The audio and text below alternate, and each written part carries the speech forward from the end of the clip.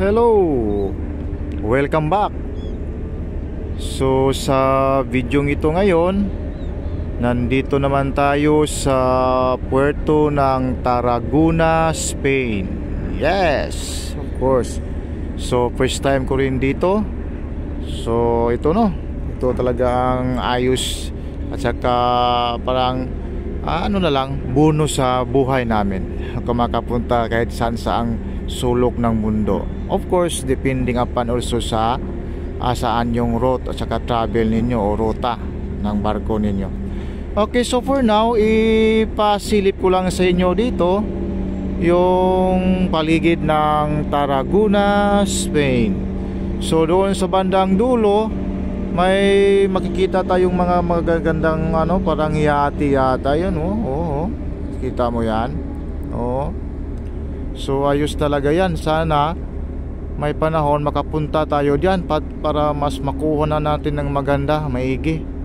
So parang yate siya, special talaga. Okay. So ganyan. So paligid muna tayo. So ganito, so today is Saturday in the morning. Tapos weekly inspection natin. So kaya to nakakataon may time na makapag video din konti kahit ilang minuto lang. Okay. Of course during break time, Okay. So ganito, so umaga tayo, mag 10 o'clock na in the morning. So break time, coffee time. So makita natin dito may mga stories din dito talaga. So ito naman talaga ang dahilan kung bakit ang isang country ay maging progressive dahil sa puerto, sa port. Pag malaki yung port natin, dami mga storage, so ibig sabihin dami ding mga barkong pupunta at aalis, papasok at lalabas, magdala-dala ng kanya-kanyang mga kargada. Okay, so ganyan talaga. So ganyan ang mga parang titingnan din natin sa isang country. So pag malaki ang puerto nila tapos busy, ibig sabihin progressive talaga na country yan, kasi in and out ang mga import at saka export na mga products niyan galing sa iba't ibang bahagi ng mundo. Okay, so ganito siya. So ngayon dito kami mag-discharge kami sa dala naming trigo galing sa Ukraine. Okay, so matagal-tagal tayong nakaangkorahe. It's almost mga 5 days doon tayo sa labas, but okay naman. Ang ganda naman buhay sa angkorahe kasi bulk. Okay, so ganyan siya talaga. Okay, so patuloy tayo. Ganito talaga, pumasok kami dito kagabi, alas 12 na kami natapos sa Manyamburing, at saka of course nakapahinga kayo saglit. Okay, so ganyan siya. Okay, tuloy-tuloy lang tayo. So banda doon, parang doon yung parang city siguro nila, iwan ko lang ha, kasi dito sa Monkey Island namin, makikita ko doon sa malayong party, doon may mga maraming buildings dyan. Of course dito. Okay, nabigla lang yung camera ko. Dyan, yung kanina pala, kalimutan ko. Daming mga buildings dyan. So hopefully makapunta tayo dyan. So magkaroon tayo ng shore leave, naturally shore leave. And of course nakapag-advance naman tayo. Okay. Ganyan talaga buhay seaman Pag makapag-advance tayo, yun, hudyat na yan, pwede tayong maka-shore leave dyan. Okay. So of course gamit ng pera natin dito ay euro. Okay, euro ang gamit nila. So dito sa Tarragona, actually historical place dito, kasi dati ayon sa Bubuit sa nabasa ko lang sa Google, saglit lang, So isa pala itong sakop ng mga Roman Empire dati. So isa din itong parang main city nila sa mga Roman. Okay. So ngayon, of course dalawa ang kanilang mga language dito, yung sa marunong din sila mag-English, at saka of course marunong din sila mag-Catalan, yung nila parang local language nila. Of course Spanish, Spanish siguro yan. Okay. So din dito may mga barko din dito, mga bulk. So di ko lang alam kung ano mga kargada nila. So sa ngayon, since Saturday, hindi masyadong busy kasi dito mga tao dito Saturday at Sunday nagpahinga yan, rest day nila yon, 2 araw. Para din sa atin sa Pinas, mahilig tayo sa Sabado at saka Linggong pahinga. So diyan natin naman na talaga. Biro mo, ilang taon tayo nasakop ng mga Spaniards. So yan, ganyan talaga kasimple yan ka idea.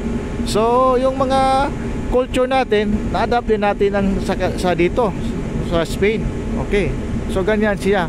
So ganyan man talagang mangyari pag isang bansa masakop ng isang bansa, at saka of course for a long period of time, ma-share nila, okay, maano nila ang mga culture nila.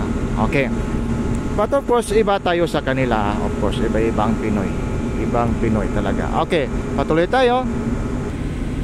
Okay, dyan may mga malalaking mga building, of course mga storage building yan, at kung ano-anong mga kargada dala ng mga iba't ibang barko, yan dyan ilalagay.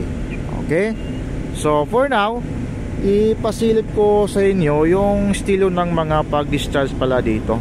Okay, so yan, makita mo storage tank yan, malaki. Okay, yan natin para mas mano. Yan. Okay, so biro mo ano kayang laman dyan sa loob na yan. So siguro yun na, diyan dinala yung dala naming mga trigo, iwan ko lang ha, kasi ipasilip ko kung paano mag-discharge dito. Kakaiba din. Okay, at least may experience din tayo. Okay, so yun so for now, we're so luckily that most of the Europe countries, ang ginagamit nila shore crane, hindi ship's crane. Okay, so for now, okay, namamahinga muna ang mga lagang crane natin. So yan okay, yan ang shore crane dito sa Tarragona, Spain. So gamit siya grab, yan ay grab. Okay, bubuka yan at saka mag-close yan.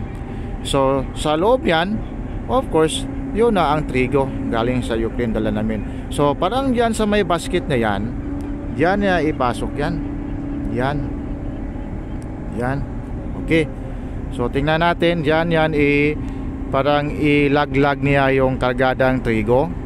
At saka sa basket na yan pala, may mga screen, at saka dahan-dahan mahuhulog yung mga butil ng trigo. Yan, nahulog yan.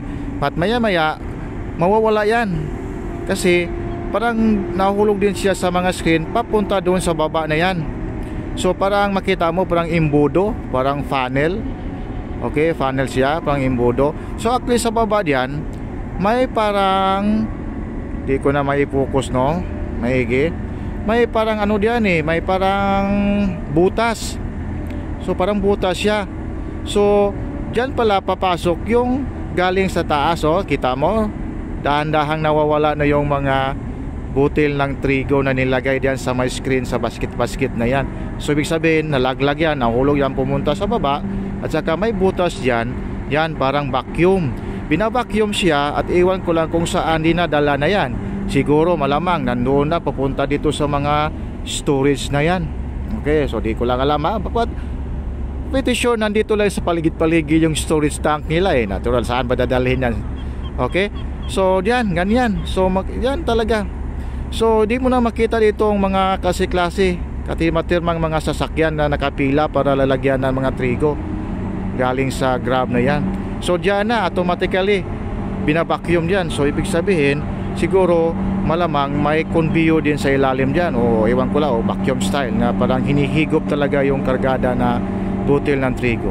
So yan, iba talaga dito din So at least iba-ibang country, iba-ibang puerto, iba-ibang klase ang pag-diskarga at saka pagkarga ng mga kargamento. So ganito yan siya dito sa Tarragona, Spain. Okay, so ganyan. So at least yun lang muna siguro, and hopefully makapag-ikot-ikot tayo dito sa lugar na ito, doon sa mga bandang Barcelona, noon yan sa mga football na mga sports. At saka may sinasabi itong mga katedral. Ano yung mga katedral na yan? Baka makapunta-punta tayo doon. So hopefully makapunta at saka makakukuha tayo ng mga video dyan. Okay, so I think that's all, and thank you so much for watching. And this is Licky Arcel. Babu, muah muah muah muah.